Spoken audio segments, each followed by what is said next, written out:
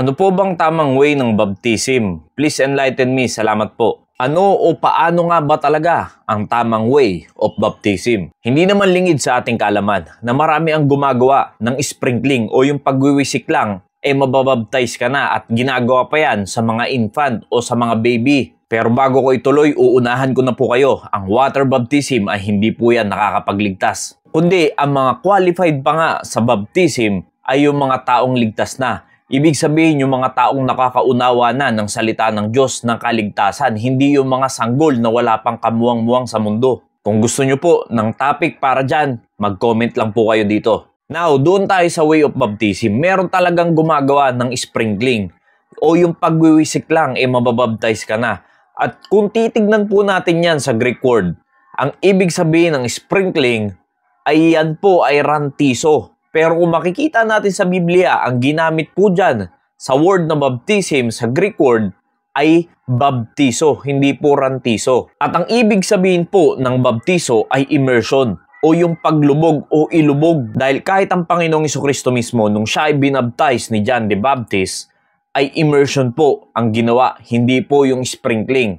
And Jesus, when He was baptized, went up straightway out of the water. And lo, the heavens were opened unto Him, and He saw the Spirit of God descending like a dove and lighting upon Him. Now, malinaw po dito, ang mismong nagset ng example na ating gagayahin o tutularan na klase ng baptism ay ang ginawa mismo ng ating Panginoong Jesucristo. At sinabi dyan, went up straightway out of the water, ibig sabihin umahon siya mula sa tubig. Hindi po yan winisikan, kundi yan po ay immersion. And lo, a voice from heaven saying, "This is my beloved Son, in whom I am well pleased." At dito rin naman sa baptism of Jesus Christ, magiging malinaw sa atin mga kapatid ang Trinity.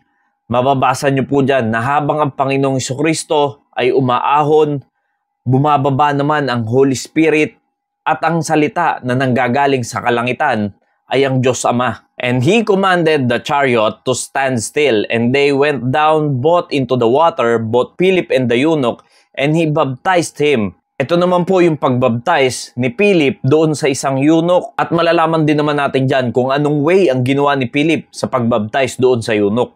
And when they were come up out of the water, the Spirit of the Lord caught away Philip, that the eunuch saw him no more, and he went on his way rejoicing. Nabasa na naman po natin dyan yung pag-ahon mula sa tubig. Nangangahulugan lamang po na ang proper way of baptism ay yung paglubog sa tubig, hindi po yung pagwisik. Dahil yun naman talaga yung sinet na example ng ating Panginoong Jesucristo na ating tutularan. At yan po ang tamang kaparaanan ng pagbabaptize, yung ikaw ay mailubog ang buong mong katawan sa tubig. Nawa naging pagpapala po ang mensaheng ito. Marami pong salamat and God bless you all.